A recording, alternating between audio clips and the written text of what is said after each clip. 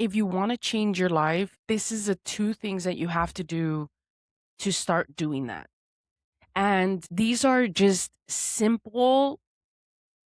m- simple things that you could start doing right now. And you're going to have some hesitation towards it because it's a little uncomfortable and it takes time for you to build that comfortness with doing these things. But if you want to change your life, if you feel uneasy, if you feel stuck, if you feel overwhelmed, if you feel like you don't know where your life is going, um, these are the two things that you can do right now to start allowing yourself to understand you and who you are and what you want to do. The first thing you want to do is start being curious and start questioning yourself, in not in the manner of like in a negative manner of like, oh, I hate myself because I do this, or why do I do this, that's so dumb. No, start being curious with why you have certain habits. Start being curious with really knowing like what my favorite color is. What do you really like to eat? What do you enjoy doing? What is one thing that fills your cup? Why do you react the way that you react to certain situations? Whether it has to do with money, with relationships, with personal relationships or family relationships. If you're told a certain thing, like why do you react that way, or why does it make you feel a certain way? Where does that come from? Where does that derive from? So the first thing is start questioning and being curious about yourself and learning who you are. And in questioning, you're going to learn so much about yourself that it's going to allow you to understand what you want in life and what you don't want in life. Because there is some things that you're doing right now in your life that you know you don't want, but you don't know you don't want them. You just don't know because you don't take the time to understand who you are and what brings you joy and what is aligned with you. So start questioning and everything. You see, the reason why this works is because we live in a society that has molded us. We were programmed from the beginning by our parents, by our family members, by school, by our teachers. Everything that we think we know about our identity in some way or another has been told that we are, or has been programmed in us as the identity that we essentially live by. So this uneasiness that we feel comes from living in this life that is not aligned with who you really are and what really brings you joy. So starting to be curious about who you really are is essentially understanding what brings you joy and what you want to experience in this lifetime, because a lot of us don't take the time to do that. We just live day by day like we're told to do, and go to work and do work and pay our bills and go to dinner and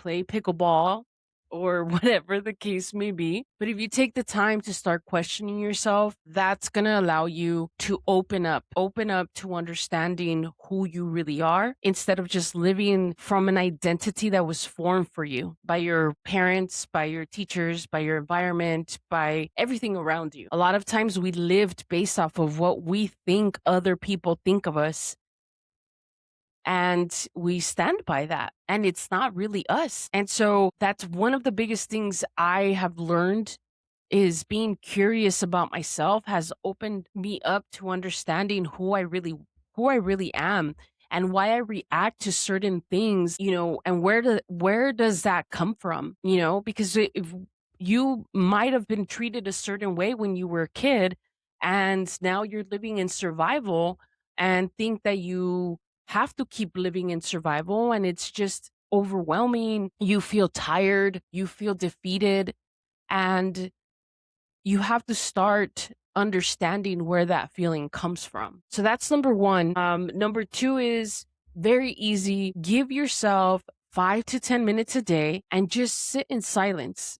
Find a place in your home, in your backyard, or take a walk for 5 to 10 minutes. The point to this exercise is just for you to give yourself time to just be. Just be. I know it sounds funny. I know it sounds silly. It's not the norm, but Quite honestly, we need to center and silence ourselves in order for us to open and be open to ideas and to different perspectives and to analyze if that's what you want to do in that time or if that comes up for you in that time. It's not a time for you to control your mind or quiet your mind or whatever. Let whatever comes in, just make sure that it's just you and it's just you taking a walk, sitting by yourself in your home or in a park, 5 to 10 minutes a day. If you go for a run or if you work out, even if it's after your gym session and you go in your car and you sit there for 5 to 10 minutes in silence. You could close your eyes if you want to, whatever you want to do, but just give yourself that time to just sit in silence and just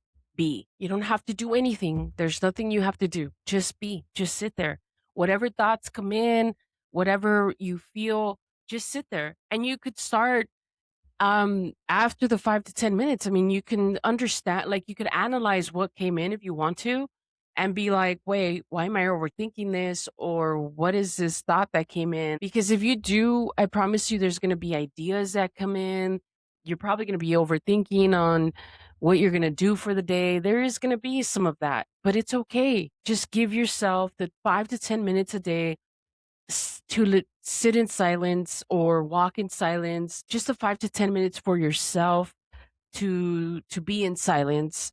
And that's just going to be, if you're questioning and you're being curious about life, the 5 to 10 minutes is just going to essentially give you the time and open up to really like process the things that you've been questioning about yourself. And you're going to be bringing in or be open to receiving answers to the questions that you've been asking about who you really are. So, very simple, very straightforward. And I promise you, like, these two things, as simple as it may be, I know it's hard because you have to find the time, but you also have to be in awareness of it. Once you become aware and you aware of like the questioning part of it and being curious, you're just going to want to be curious more. And it's just going to come naturally like, wait, why did I answer that way? Or wait, why did I feel this way when somebody told me this? Or whatever the case may be. I promise you, it's a start to something bigger. It's a start for you to know who you are and be in alignment with your true self. And you're going to start learning who you are and what you want. And it's a beautiful feeling. And I feel like we all need to be living from that space. And a lot of times, it, people make things too complicated. So these are just two things, very easy, very straightforward. Let me know how it goes. Comment below, like this, subscribe, whatever the case may be. But I'll see you on the next one. Peace.